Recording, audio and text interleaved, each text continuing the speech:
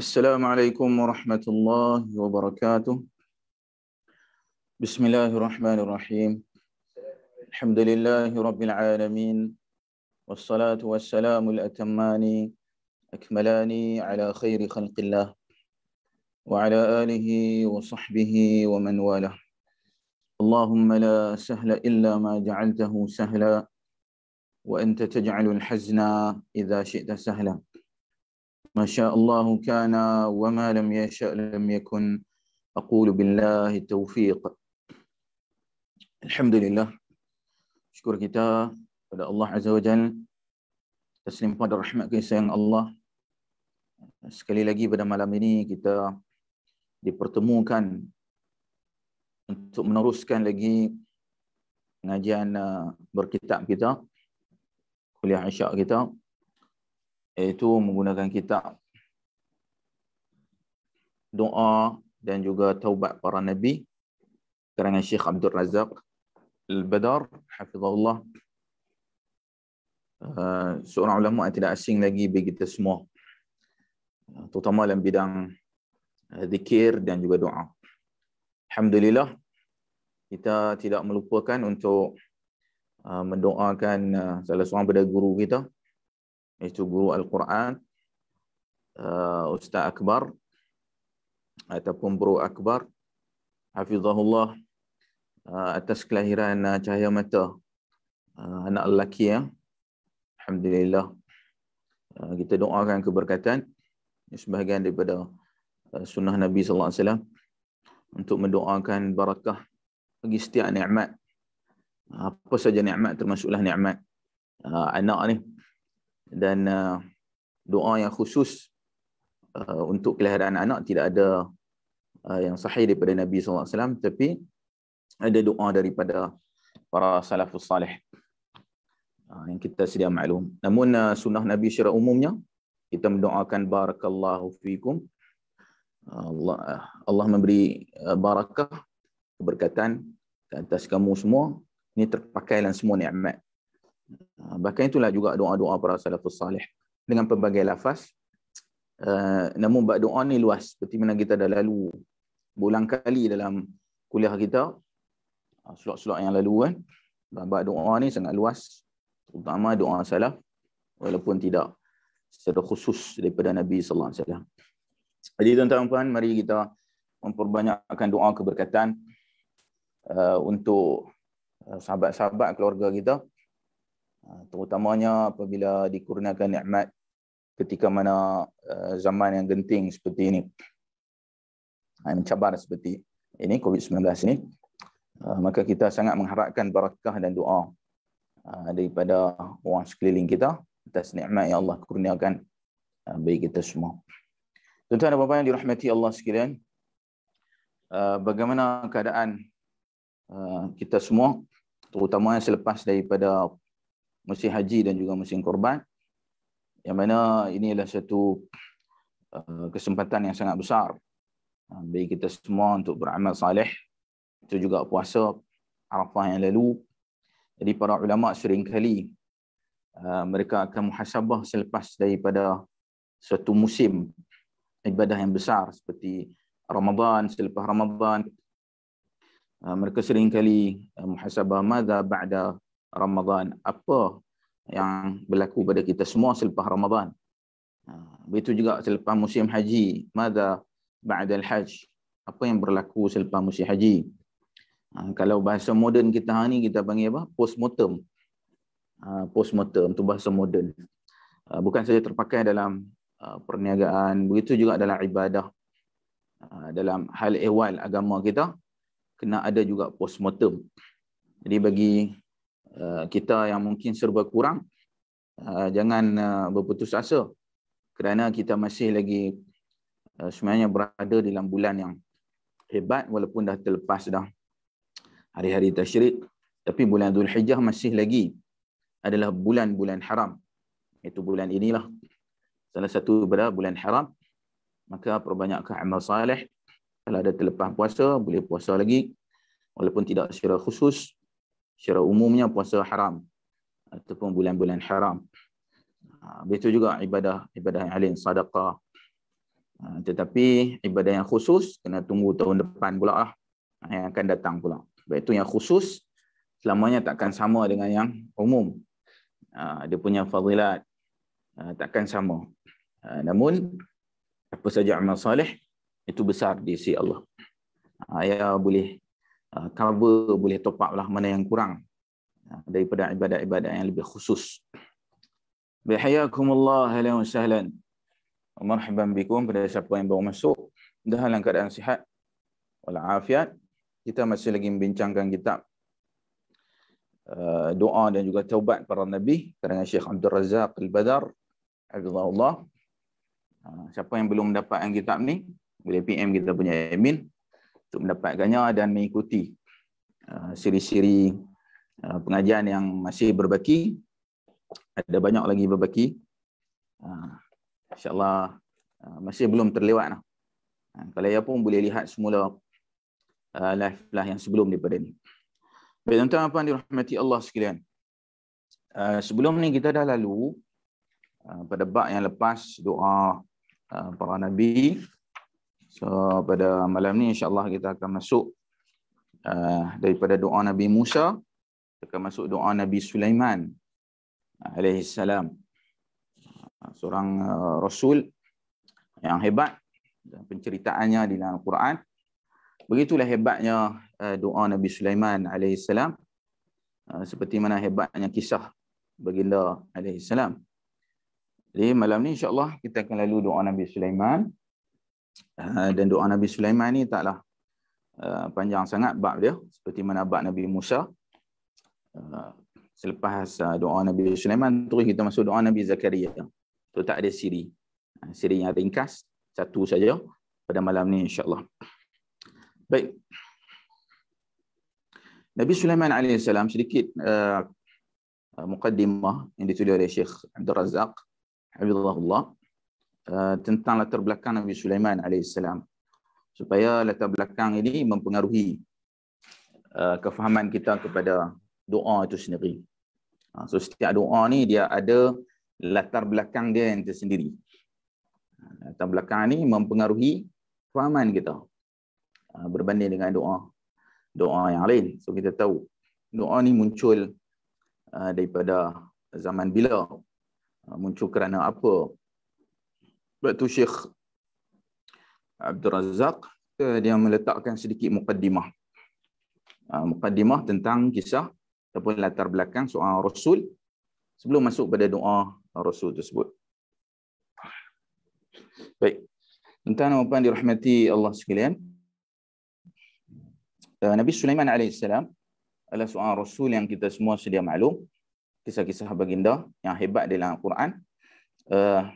Baginda dikurniakan satu kerajaan yang sangat besar, yang tak pernah dikurniakan pada siapa pun, walau di kalangan rasul dan anbiya yang lain.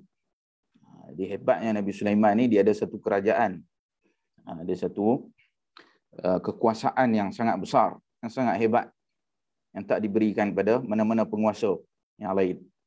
Jadi doa dan juga kisah yang kita akan lalu nanti, barangkali ia sangat sesuai kepada para pemerintah, kepada para penguasa yang diberikan kekuasaan. Jadi doa ini lebih khusus dan ditujukan kepada mereka, begitu juga kepada semua orang sekecil-kecil kekuasaan. Kadang kita selalu lihat kekuasaan yang besar, negara kan, negeri ke, kadang-kadang kita terlupa untuk melihat diri kita sendiri. Lihat pada diri kita, audit diri kita sendiri. Karena kadang-kadang kita pun adalah seorang pemimpin.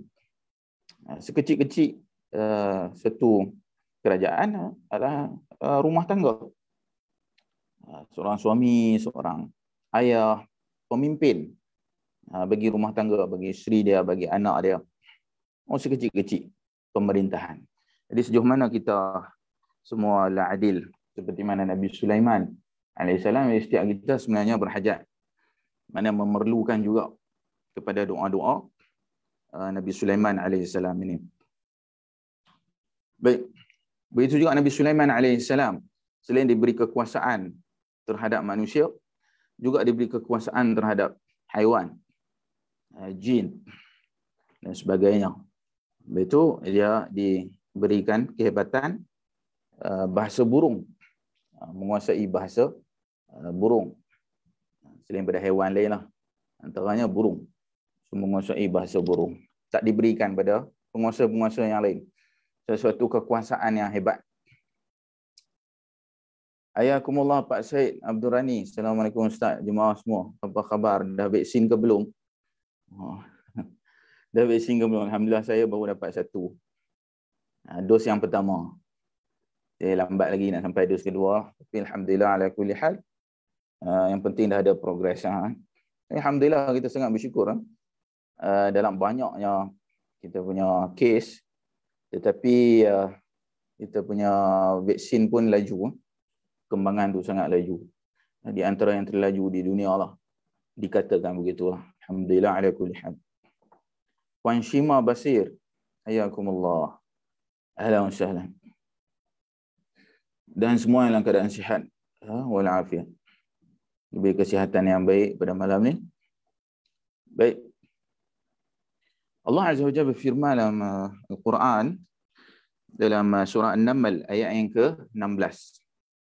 Surah An-Naml ayat yang ke-16. A'udzubillahi minasyaitonir rajim. Wa waritha Sulaiman Daud wa qala ya ayyuhan nasu 'ullimna mantiqat tayri wa utina min kulli syai' inna hadha lahuwal fadlul mubin. Maksudnya, dan Sulaiman telah mewarisi Daud dan dia berkata, wahai manusia, kami telah diajarkan untuk memahami pertuturan burung dan kami telah diberikan daripada segala sesuatu. Sesungguhnya ini benar-benar adalah limpah kurnia yang nyata. Surah An-Naml ayat yang ke-16. Nabi Sulaiman AS mewarisi pemerintahan Nabi Daud AS. Dan dia diajarkan memahami pertuturan burung. Mantiqat tayri. Mantiq maknanya pertuturan. Jadi hari ini kita ada ilmu mantiq, ilmu pertuturan ataupun kita kata dia lebih kepada logik, akal, ilmu mantiq. Mantiq dia dari sudut bahasa boleh membawa makna pertuturan, percakapan. Mantiq di sini maknanya dia menguasai pertuturan burung. Bukan saja macam kita hari ini setakat boleh agak aja burung tu nak makan, tapi dia memahaminya dengan mendalam. Itu baru boleh kata mantiq. Tak semua orang dapat lah. Taklah dia kata apa khususan tak. Dia memahaminya lebih daripada kebiasaan manusia. Dan diberikan daripada segala sesuatu. Kerajaan yang hebat yang tak diberikan oleh orang yang lain. Ini adalah limpah kurnia yang nyata. Allah bagi fadilat pada sebahagian, tapi Allah tarik pada sebahagian yang lain. Inilah hak Allah Azza wa Jalla. Kata Syekh Abdul Razak hafizahullah, inilah tanda syukur baginda alaihi salam. Jadi apabila kita diberikan kelebihan, kita kena syukur. Jangan sekali kita membangga angkuh dengan kelebihan kita yang Allah kurniakan kepada kita. Tapi kena bersyukur seperti mana Nabi Sulaiman AS. Nabi Sulaiman AS layaknya diberi kehebatan, kekuasaan itu kerana syukurnya dia. So Allah bagi pada siapa yang memang dia layak. Siapa yang sepatutnya. Kerana diberi kepada orang yang syukur. Baik. Juga dalam doa ini Nabi Sulaiman AS mohon supaya diberikan ilham. Diberi petunjuk. So, bila kita dapat suatu nikmat, belum tentu nikmat itu hakikatnya nikmat. Boleh jadi suatu nikmat yang kita sangka nikmat, namun hakikatnya ialah istidraj. Itu Allah bagi pada seorang itu nikmat pada zahir, tapi hakikatnya adalah ujian ke atas dia. Adakah dia bersyukur? Jika bersyukur, maka ia nikmat. Sebab itu Nabi Sulaiman AS minta ilham. Jadi kita pun bila diberikan satu nikmat, kita minta ilham, petunjuk. Minta Allah bagi hin pada kita. Bagaimana nak menguruskan nikmat tersebut. Juga Nabi Sulaiman AS kata Syekh Hafizahullah meminta kekuatan. Kerana belum tentu kita boleh untuk menguruskan satu nikmat. Sebagai orang, dia dapat nikmat, kemudian nikmat tersebut dia tak mampu untuk uruskannya. Seperti mana orang diberikan nikmat harta kan, anak ke, tapi dia tak boleh didik, dia tak boleh kawal harta tersebut. Sebelum dia dapat, mungkin dia kata kalau aku kaya, aku akan buat sekian-sekian. Tapi bila dia dah kaya, dia tak mampu nak urus. Dia minta kekuatan untuk dia menanggung segala nikmat dia ni. So kita kena minta 3 benda. Nabi Sulaiman AS mohon 3 perkara. Pertama syukur, yang kedua ilham, dan yang ketiga adalah kekuatan. 3 benda ni kena minta. Syukur, ilham dan kekuatan. Baik, dalam ayat yang lain pula Allah Azza wa Jalla berfirman juga berkaitan dengan Nabi Sulaiman AS. Baik, a'udzubillahi minasyaitonir rajim. Wa husyira li Sulaiman junuduhu minal jinni wal insi wat tayri fahum yuz'un hatta idza ataw ala wadin namli qalat namlatun ya ayyuhan namlu udkhulu masakinakum لا يحطمنكم سليمان وجنوده وهم لا يشعرون فتبسم ضاحكا من قولها وقال. Maksudnya, dan dihimpunkan bagi Sulaiman bala tenteranya yang terdiri daripada jin, manusia dan burung. Lalu mereka masih, sehinggalah apabila mereka tiba ke lembah semut, maka seekor semut telah berkata, wahai semut-semut, kamu masuklah ke dalam sarang-sarang kamu. Janganlah sampai Sulaiman dan bala tenteranya memijak dan membinasakan kamu sedang mereka tidak menyedari. Ini kisah Nabi Sulaiman AS apabila dia melalui satu lembah semut. Jadi seperti mana sebelum ni, cerita Nabi Sulaiman, Nabi Sulaiman AS memahami bahasa burung. Begitu juga bahasa semut. Bukan saja burung, tapi juga semut. Dan dia menguasai tenteranya di kalangan jin, manusia dan burung. So, tentera Nabi Sulaiman sehingga jin, manusia dan burung. Kalaulah penguasa yang ada hari ini sekadar tenteranya manusia saja, adalah robot ke, ataupun virus ke, ataupun dia kata bahan kimia ke, senjata kimia, itu semua tak boleh mengatasi pun Nabi Sulaiman AS. Dia ada tentera jin. Begitu juga burung. Dia ada haiwan, dia ada jin. So, kalau kita bandingkan Nabi Sulaiman, jauhlah yang ada hari ni. Jadi tak perlu nak terlalu angkuh sangat, rasa hebat, sombong sangat. Bandingkan Nabi Sulaiman, jauhlah kita. Baik, jadi diceritakan apabila mereka tiba di lembah semut, seekor semut berkata. Jadi dia apa? Dia Nabi Sulaiman AS boleh memahami bahasa semut ni. Memahami apa yang mereka ucapkan. Dia minta semua semut-semut ni masuk dalam sarang supaya Nabi Sulaiman dan tentera tak memijak. Ini Nabi Sulaiman faham. Semut-semut pun hormat pada Nabi Sulaiman. Dia nak lalu, jadi mereka yang kena beralah. Kerana Nabi Sulaiman dia Rasul, dia Nabi. So sepatutnya mereka lah yang mengalah. So kita pun begitu. Kena ada hormat pada pemimpin. Terutamanya pemimpin yang adil lah. Jika dia ada hak dan dia diberikan kekuasaan, maka dia datang bersama dengan hak untuk dihormati, untuk kita mengalah. Pada perkara yang ma'ruf lah. Perkara yang mungkar tidak ada ketaatan padanya. Jadi kena memahami konsep ini. Jika tak semua orang pekan nak jadi pemimpin, maka ia akan mudaratkan kita. Nabi Sulaiman pun senyum seraya tertawa mendengar kata-katanya. Sulaiman memahami, dia senyum dan dia pun ketawa. Selepas pada itu, inilah yang penting. Itu doa Nabi Sulaiman alaihissalam. Kata Nabi Sulaiman alaihissalam, a'udzubillahi minasyaitonir rajim. Rabbi awzi'ni an ashkura ni'mataka allati an'amta alayya wa ala walidayya wa an a'mala salihan tardah wa adkhilni bi rahmatika fi ibadika salihin.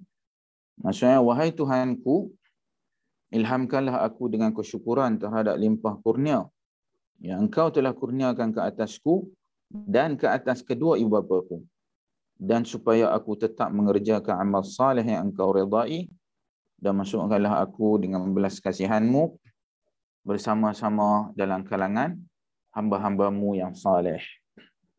Surah An-Naml ayat 17 hingga 19. Ini surah yang sama. An-Naml mana semut. Surah berkaitan dengan semut, kerana ni ada cerita semut dalam surah. Semut. Alhamdulillah malam ni juadah TS. TS. So panas-panas sikit sekarang, musim panas. Dapat TS baru semangat sikit nak kuliah. Ayakumullah Haji Zakaria Abdullah. Alhamdulillah. Alhamdulillah. Semua clear ke? Video dan juga audio kita. Mana yang tak clear tolong bagi feedback. Kerana internet sejak akhir-akhir ni memang agak slow. Walaupun internet fiber yang pakai kabel tu pun slow juga. Mungkin sebab ramai orang menggunakannya. Mudah-mudahan malam ni tidak ada gangguan. Yang dahsyatlah gangguan sikit-sikit tak apa. Itu lumrah kehidupan, gangguan yang dahsyat. Jangan sampai tak dengar langsung. Ayakumullah. Siapa yang masuk? Farrosini Uthman. Assalamualaikum Ustaz. Waalaikumsalam warahmatullahi. Baik. Kata Syekh Abdul Razak, doa yang kita baca tadi adalah doa yang paling padat. Doa yang paling padat. Ini kehebatan doa-doa daripada Al-Quran, itu juga hadis. Doa-doa maksur kita panggil. Doa-doa yang maksur, ini kehebatannya dia daripada wahyu. Jadi ia takkan sama dengan doa kita sendiri. Kita karang, takkan sama.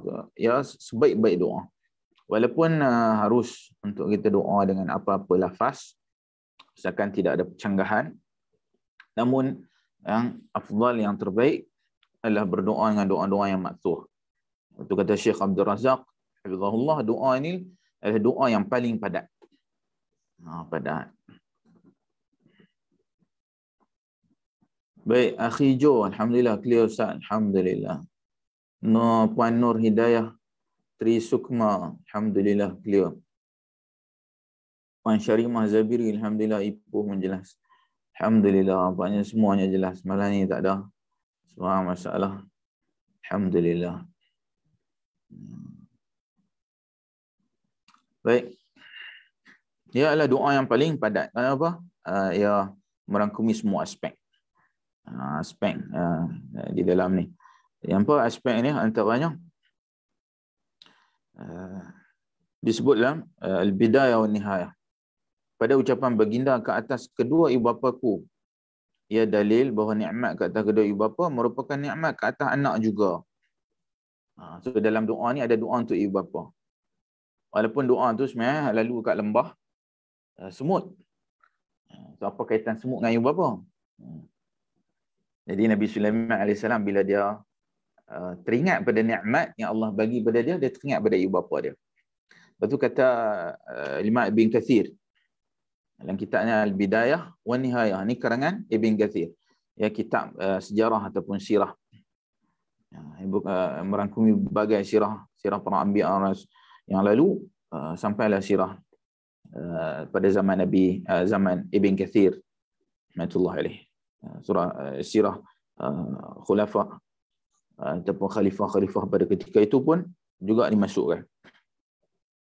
Dia kata Imam Ibn Kathir, nikmat pada atas ibu bapa merupakan nikmat ke atas anak juga.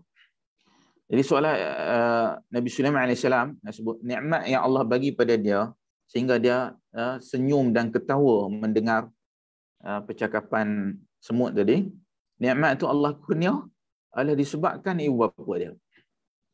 So kita sebagai manusia ni selalunya bila dapat nikmat, kita akan mengaku nikmat tu disebabkan kita lah. Nikmat ni Allah bagi kerana kita. Sebab itu tak digalakkan bagi kita semua untuk sebut saya. Saya belanja makan, saya bagi sedekah, saya tolong. Sebut kami tolong. Mana bersama dengan kita juga ada orang lain yang disebabkan mereka inilah keberkatan doa mereka, terutama ibu bapa, Allah kurnia nikmat kepada kita. Saya belanja KFC, kita tukar kami semua belanja KFC. Ini daripada doa, daripada duit orang ramai yang membelanjakan KFC. Kita ni tolong sampai saja. Itu contohnya. Maka tak digalakkan bagi kita sentiasa mengulangi saya dan saya. Kerana Nabi Sulaiman AS, bila dia teringat tu nikmat, dia teringat ibu bapa dia.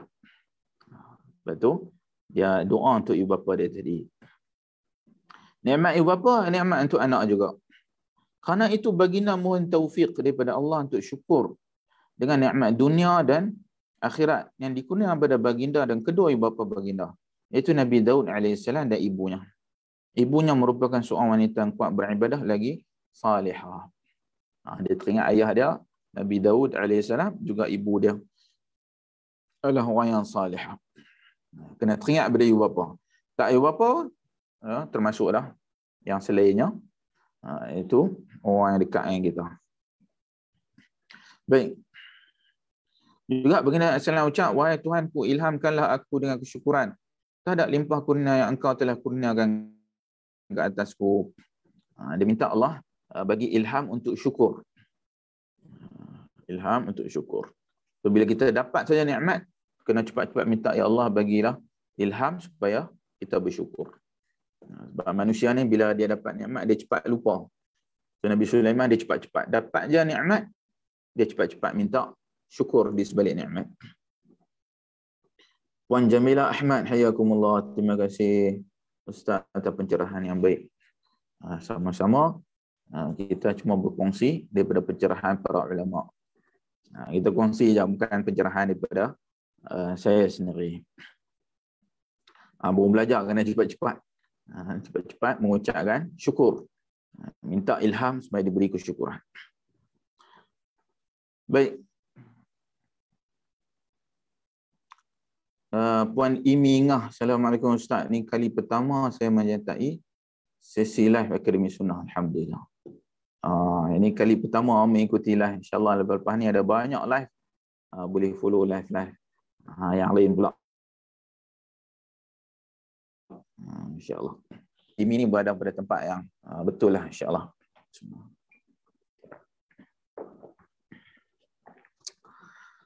Kemudian doa Nabi Sulaiman AS lagi, dan engkau masukkanlah aku dengan belas kasihanmu bersama-sama dalam kalangan hamba-hambamu yang saleh.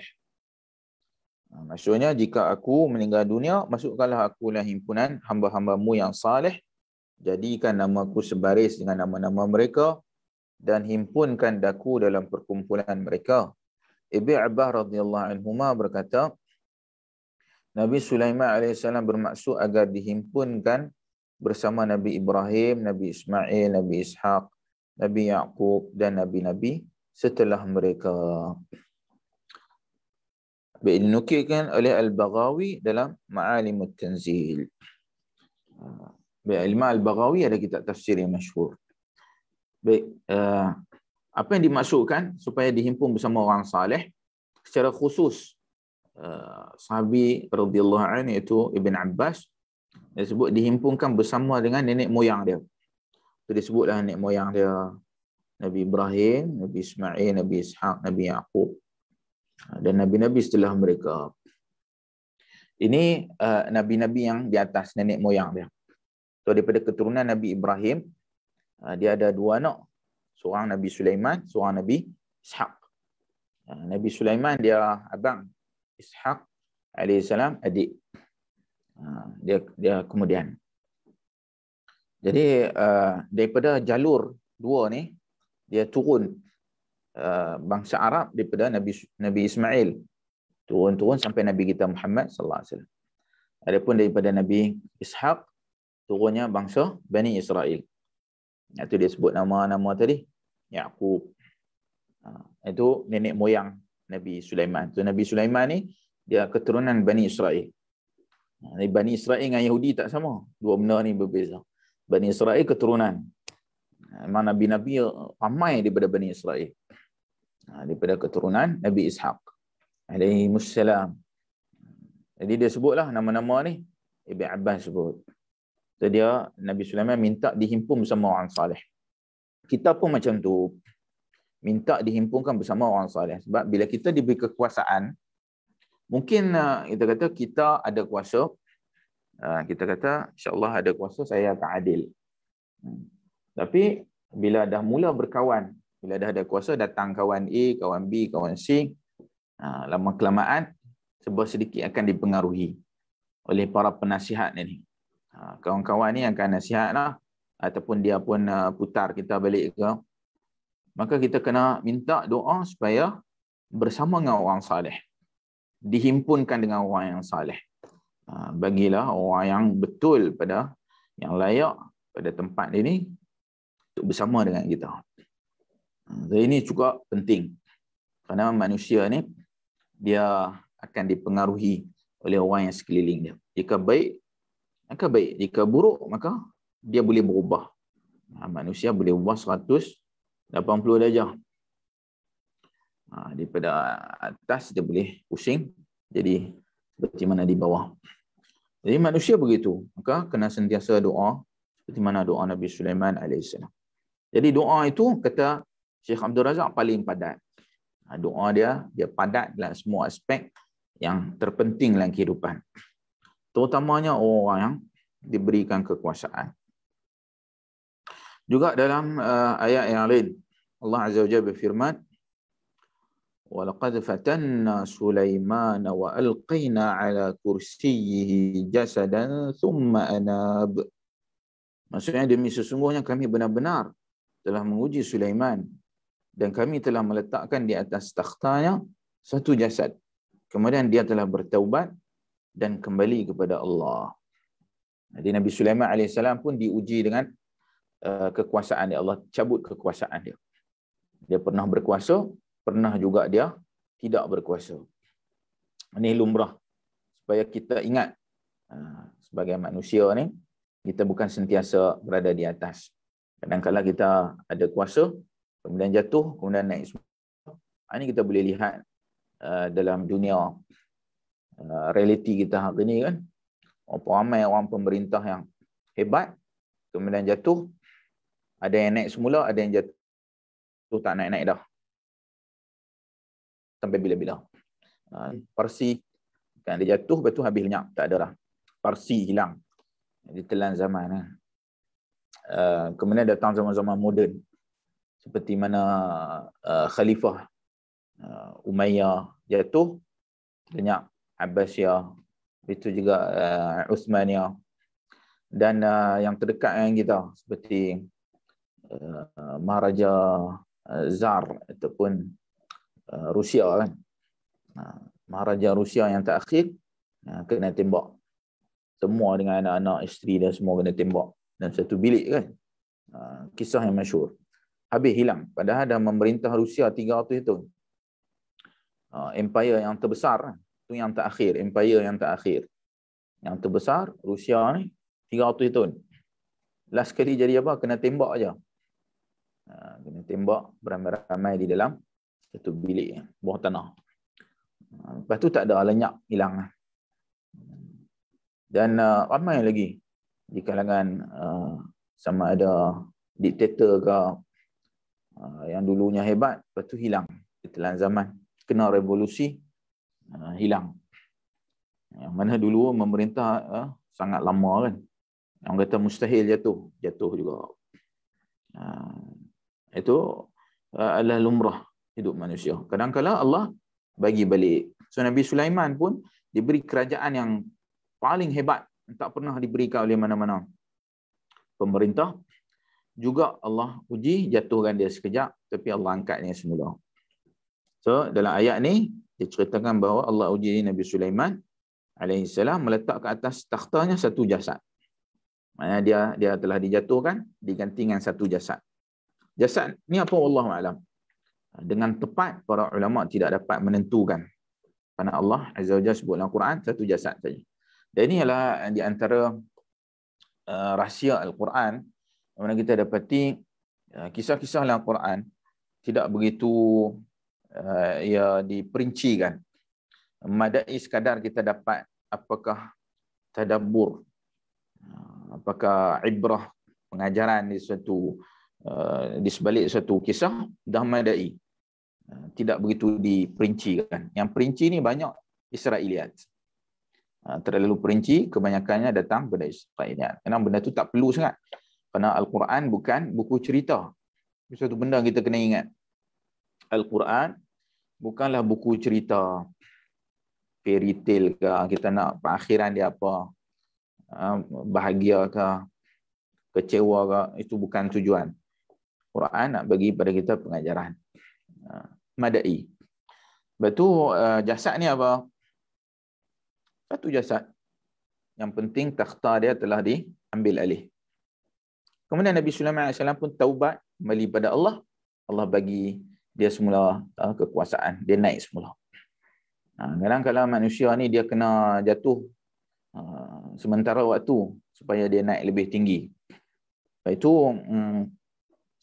kita lihat dalam beberapa instrumen kan, macam saham, kripto ke, ekonomi secara umum ke, dia mesti ada naik turun. Jadi supaya dia dapat naik lebih tinggi, dia akan turun dulu. Tak ada kita tengok graf tu naik mencanak macam tu. Jaranglah. Mungkin ada tapi satu yang sangat jarang. Biasanya dia akan naik, dia turun sikit, dia naik, dia zigzag. Turun sikit, dia naik. Jadi dia kena turun dulu, baru dia boleh naik. Ambil lajak dulu. Orang kata ambil lajak, baru dia boleh lompat lebih jauh. So ini memang Allah cipta kehidupan kita macam tu lah. So, Nabi Sulaiman pun begitu. Allah bagi dia turun sebentar supaya dia muhasabah, dia taubat, kemudian baru dia naik. So kalau Nabi Sulaiman yang mempunyai kerajaan haiwan dan juga jin, dia pun kena turun sebentar. Kita lagi lah, memang kena turun sebentar lah. Tak ada sentiasa naik, kena turun sebentar. Itu insya-Allah kita akan naik lebih tinggi. Kemudian kata Nabi Sulaiman alaihissalam, Rabbi ighfir li wa hab li mulkan la yanbaghi li ahadin min ba'di innaka antal wahhab. Maksudnya, wahai Tuhanku, engkau berikanlah pengampunan bagiku dan engkau kurniakanlah kepadaku sebuah pemerintahan yang tidak boleh dicapai oleh sesiapa pun selepasku. Kerana sesungguhnya engkau yang maha mengurnia. Surah Sad ayat 35. Dalam ayat ini, Nabi Sulaiman AS minta keampunan. Bila dia dah jatuh, maka dia bertaubat, minta Allah ampunkan dia. Kemudian dia mohon pada Allah supaya dikurniakan pemerintahan yang tidak boleh capai oleh sesiapa pun selepasku. Siapa pun tak boleh mencapai pemerintahan Nabi Sulaiman, takkan sama. Iskandar Zulkarnain ke, Alexander the Great ke, yang dikatakan hebat dalam sejarah, semuanya takkan boleh mengatasi. Ini ditegaskan dalam Quran. Masuk Nabi kita pun sallallahu alaihi wasallam, Nabi kita tak mengatasi pemerintahan Nabi Sulaiman alaihi salam. Ini memang Allah bagi khusus bab tu je lah. Tapi secara keseluruhannya Nabi kita sallallahu alaihi wasallam adalah yang paling afdal. Nabi yang paling afdal. Cuma dalam bab ini Allah bagi pada Nabi Sulaiman alaihi salam. Baik. Kata Syekh Abdul Razak hafizahullah, barangkali yang dimaksudkan dengan jasad tersebut adalah sabdaan Nabi SAW yang direkodkan dalam Sahih Al-Bukhari dan Sahih Muslim daripada Abu Hurairah radhiyallahu anhu daripada Rasulullah sallallahu alaihi wasallam. Jadi ini adalah manhaj metodologi kita.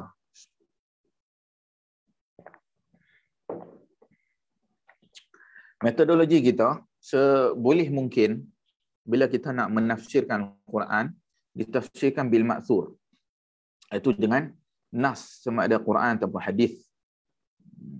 Walaupun nas itu dia taklah lebih khusus, nas itu tidaklah ia lebih menarik, namun itu lebih baik berbanding dengan tafsiran yang lain.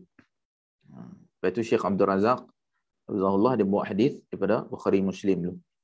Walaupun hadis ni taklah jelas juga apa yang dimaksudkan jasad tadi. Namun lebih baik daripada perkataan manusia biasa yang lain. Nabi SAW bersabda, Qala Sulaiman ibn Dawud alaihi salam, La atufanna al-laylata ala 90 imra'atan, kulluhunna ta'ti bi farisin yujahidu fi sabilillah. وقال له صاحبه قل إن شاء الله فلم يقل إن شاء الله فطاف عليهن جميعا فلم يحمل منهن إلا امرأة واحدة جاءت بشق رجل ويم الذي نفس محمد بيده لو قال إن شاء الله لجاهدوا في سبيل الله فرسانا أجمعون. Maksudnya Nabi Sulaiman alaihissalam bin Daud pernah berkata, pada malam ini aku akan melayani ke semua 100 isteri-isteriku atau 99. Kesemua mereka akan melahirkan seorang tentera berkuda yang akan berjuang di jalan Allah. Sahabatnya berkata, ucapkanlah insya-Allah. Namun baginda tidak mengucapkannya. Lalu tiada seorang pun isteri baginda yang hamil, melainkan seorang. Itu pun anak yang dilahirkan tidak normal. Demi yang jiwa Muhammad sallallahu alaihi wasallam berada dalam tangannya, kalaulah Nabi Sulaiman alaihi salam mengucapkan insya-Allah, pastilah kesemua anak-anaknya lahir dan menjadi pejuang di jalan Allah. Sahih Bukhari dan Sahih Muslim. Baik. Hadis ini menyebut tentang perihal jasad tadi. Barangkali ia adalah tafsiran jasad. Tapi wallahu alam, para ulama tak dapat nak memastikan dengan tepat. Ini saja nas yang terhampir. Betul Syekh Abdul Razak radhiyallahu selepas menceritakan tentang jasad tadi, itu Nabi Sulaiman alaihissalam diuji takhtanya dengan satu jasad. Diuji takhtanya dengan satu jasad. So jasad apa yang dimaksudkan tadi? Barangkali jasad yang dimaksudkan itu adalah anaknya. Anak dia sendiri. So dia diuji dengan anaknya. Barangkali itulah yang dimaksudkan. Kerana itu saja yang sampai kepada kita, kisah yang ada dalam nas yang sahih. Baik. Nabi Sulaiman alaihissalam pernah berkata, pada malam ini aku akan melayani ke semua 100 isteri-isteriku. Baik. Pada lafaz yang ada di atas ni tak disebut 100 pun. Dia sebut 90, mana 90 90. 90 maksudnya apa? 90. Jadi apa yang ada pada lafaz ni 90. Mana datang lafaz 100 atau 99, ini lafazlah riwayat lain. Dalam riwayat lain ada riwayat Bukhari Muslim juga, ada lafaz 100, ada lafaz 99. Dia ada riwayat-riwayat sahih yang lain menyebut lafaz 60, 70, juga 90. So semua riwayat ni sahih. Tak ada isu. 90, 70, 60, 100, 99. Ini semua riwayat-riwayat yang sahih. Jadi kalau boleh sebaiknya bila kita terjemahkan suatu lafaz, terjemahkan secara literal lafaz tersebut. Lafaz-lafaz yang lain kalau ada baru kita terjemahkan. Ataupun kita boleh bubuh dekat dia punya nota kaki dia, ada lafaz lain yang menyebut nombor-nombor sekian-sekian. 100 ke, 99 ke. Tapi kalau tengok lafaz dalam teks ini, 90, maksudnya 90. Yang ini kita take note sikit lah pada terjemahan lafaz hadis ini. Kerana setiap lafaz tu ada terjemahan dia yang tersendiri. Namun yang penting kesemua lafaz ni sahih. Tak ada masalah. So bila semua lafaz sahih, maka apa maksudnya? Apa yang dimaksudkan di sini? Al-Hafiz bin Hajar dalam Fathul Bari dia merungkaikan masalah lafaz yang pelbagai. So lafaz yang dimaksudkan dalam bahasa Arab kadang-kala digunakan satu lafaz nak menunjukkan banyak. Ini masyhur dalam bahasa Arab. Lafaz menunjukkan banyak. Maknanya Nabi Sulaiman AS ni ada ramai isteri. Itu je yang dibawa maksud. Ada ramai isteri. Walaupun ada riwayat sebut 100, 60, 70, begitu juga 99, 90. Semua lafaz-lafaz ini menunjukkan ramai. Itu je. Macam juga lafaz 40. Ada hadis-hadis Nabi yang sahih tentang larangan untuk melintas di hadapan orang yang salat. Dia sebut kalau dia tunggu selama 40. Nabi tak sebut 40 apa. Ada sebagian ulama sebut 40 mungkin tu 40 hari, mungkin 40 minggu, mungkin juga 40 bulan, 40 tahun. Nabi sebut 40 sebab lafaz tidak ada 40 apa. Kerana memang budaya Arab dia suka sebut 40. Bukan Nabi nak kata betul-betul 40. Nabi nak beritahu kata dosa tu besar bila melintas di hadapan orang salat. Itu je. Kerana bahasa Arab memang macam tu. Itu kebiasaan lah bahasa Arab. Begitulah juga langkah ni kita tak perlu nak ragu. Nabi Sulaiman ni ada berapa orang isteri? Bukan kerja kita nak kira berapa orang isteri. Memang Al-Quran ke ataupun hadis cerita kisah-kisah tertentu tanpa diperincikan. Sekadar kita tahu Nabi Sulaiman ni ada ramai isteri. Dekat itu cukup. Tak payah tahu isteri dia nama apa, isteri dia umur berapa, berapa orang. Itu semua kerja Israeliat. Dia akan bubuh detail. Itu bukan kerja kita. So kita tahu cukup. Madai bagi kita. Dan ada sebahagian di kalangan tabi'i seperti Wahab bin Munabbih. Dia sebut 1000. Dia sebut sehingga 1000. So kalau 1000 ni lagi banyak daripada 100. Sehingga 1000. Wahab bin Munabbih ni dia masyhur dengan Israeliat. Riwayat Israeliat. Betul para ulama agak berhati-hati dengan Wahab bin Munabbih. Tapi dia orang baik di kalangan tabi'i. Cumanya dia kadang orang salih ni dia dipengaruhi oleh pelbagai riwayat ni. Kadang dia cerita saja. Macam kita hari ni kita tengok ustaz dia orang baik, orang salih. Tapi kadang dalam ceramah dia punya cerita tu kita pun dengar pun rasa tak apa nak betul ni. Ataupun kadang dia melawak je, kadang dia cerita tu sebagai halwa telinga saja. Benda tu tak ada kaitan dengan agama pun. Dia orang baik tapi dia cerita tu selingan. Jadi cerita-cerita macam ni datang daripada sebahagian ulama seperti Wahab bin Munabbih sebut 1000 orang. Benda tu dekat kita dengar halwa telinga saja kan. Betul ke 1000 tu Wallahualam. Yang penting riwayat yang sahih ada menyebut dalam lingkungan 100. Dan juga Al-Hafiz bin Hajar juga sebut kenapa ada perbezaan 60 dengan 100 itu ada beza dalam 40. Julat tu agak jauh. Kan? Julat tu agak besar. Hafiz bin Kathir Ibn Hajar rahmatullah alaih sebut kemungkinan yang dimaksudkan adalah isteri dan juga hamba. Isteri dan hamba perempuan.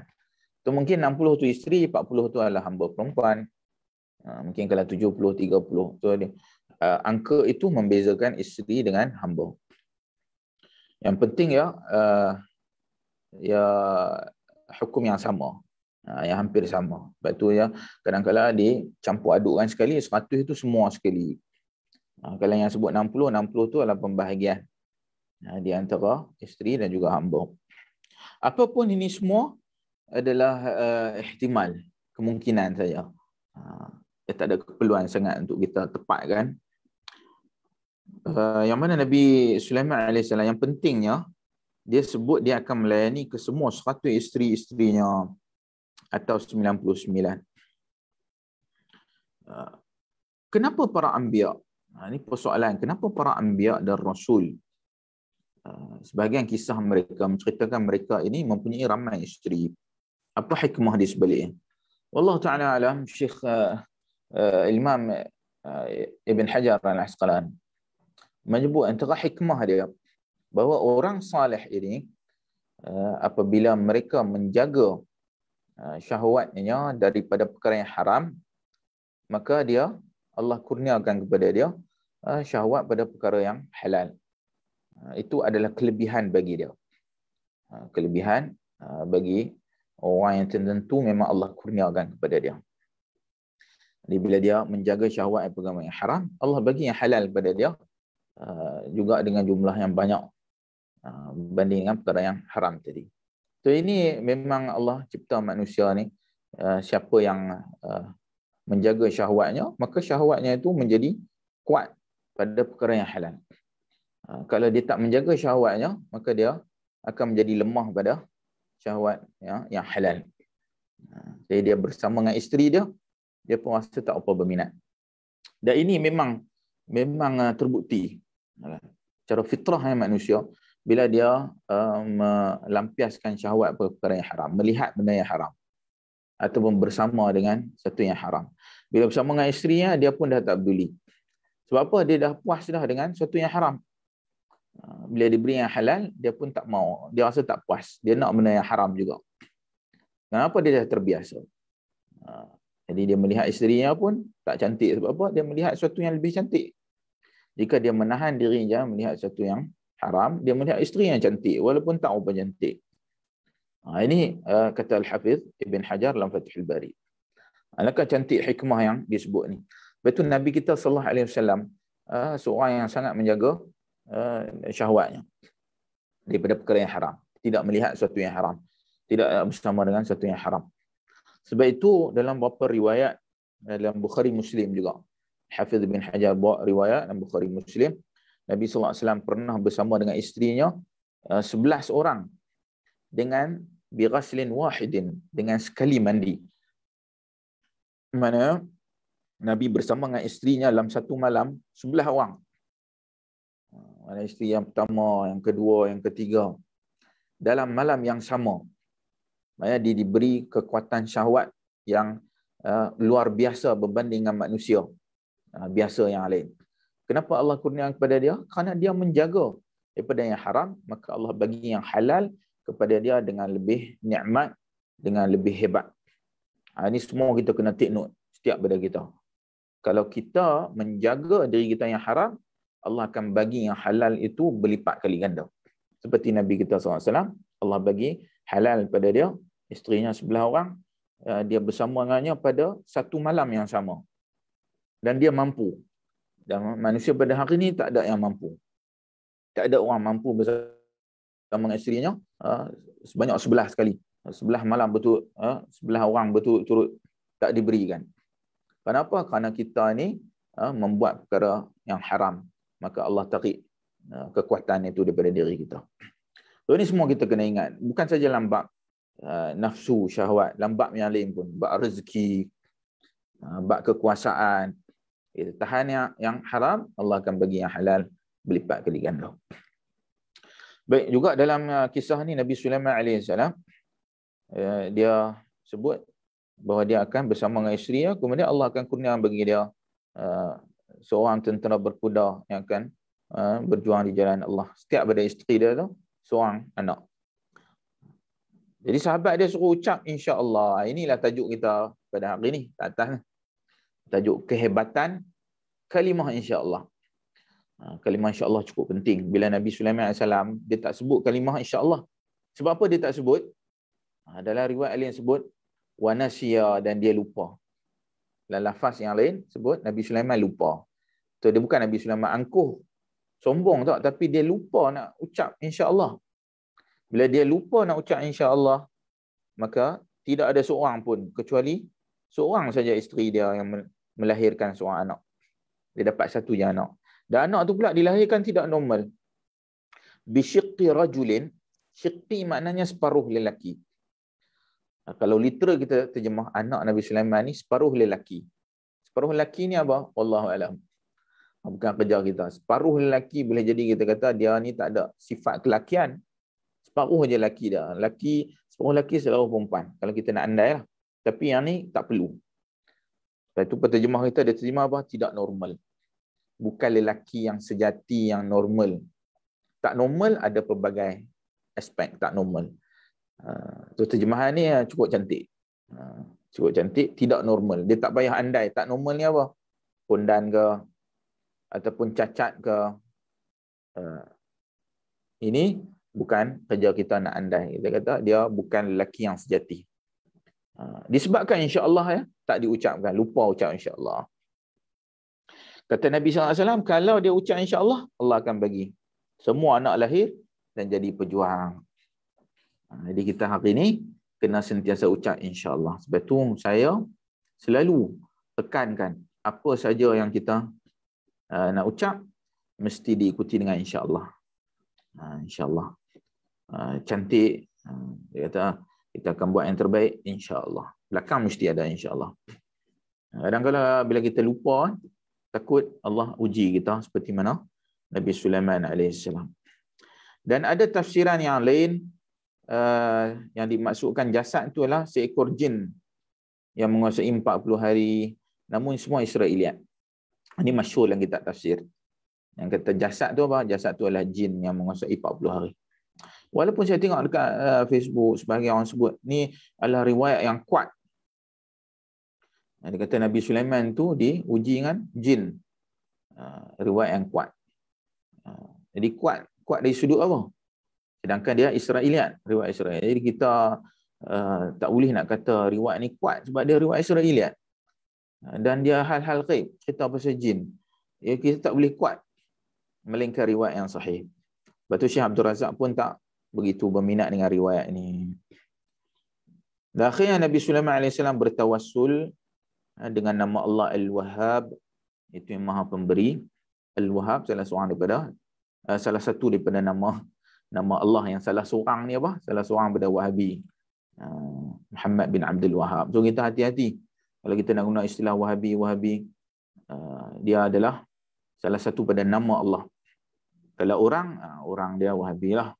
Tapi nama Allah. So kita kalau ia pun pakai nama lain lah. Kalau kata kita nak bantai orang ke, bolehlah nama lain. Sebab Al-Wahhab ni nama Allah. Dia tak sesuai untuk kita gunakan dalam cacian ataupun makian. Dan akhirnya Allah ampuni Nabi Sulaiman, tambahkan bagi dua-dua perkara, iaitu kedudukan dan perakhiran yang baik. Allah bagi pada dia dua benda.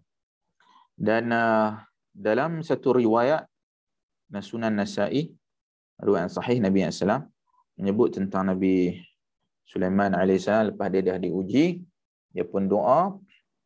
Itu kata Nabi SAW, Nabi Sulaiman membina Baitul Maqdis. Baginda memohon 3 perkara kepada Allah Azza wa Jalla. Baginda memohon ketepatan dalam memutuskan satu perkara, baginda dikurnia perkara tersebut. Yang baginda memohon agar diberikan kerajaan tidak mampu dikuasai manusia. Selepas baginda, maka baginda diberikan perkara tersebut. Dan baginda memohon agar tiada seorang pun yang bertolak mahu solat di masjid itu, melainkan dia keluar dari masjid dalam keadaan tidak berdosa, seperti hari kelahirannya. Sunan Nasa'i dan juga Sunan Ibn Majah, hadis yang sahih. Ini doa Nabi Sulaiman alaihissalam. Jadi doa yang ketiga tu, fadilat bagi siapa yang solat di Masjid Al-Aqsa. Baik, jadi kita semua insya-Allah mudah-mudahan kita doa supaya diberikan peluang untuk menziarahi Masjidil Aqsa sekaligus solat di sana. Mudah-mudahan Allah Azza wa Jalla kurniakan bagi kita pada zaman kita ni, jika tak pada zaman-zaman yang akan datang untuk anak-anak cucu kita lah. So jangan lupakan juga selain daripada isu-isu ibadah, doa yang melibatkan individu, juga isu-isu umat seperti mana isu Palestin juga antara prioriti kita semua, seperti mana dalam doa Nabi Sulaiman alaihissalam ini. Wallahu ta'ala alam. Cukup sekadar itu kuliah kita malam ni. Mudah-mudahan manfaat bagi kita semua. Jika ada sebarang soalan yang terakhir, sebelum kita tangguhkan kuliah kita pada malam ini,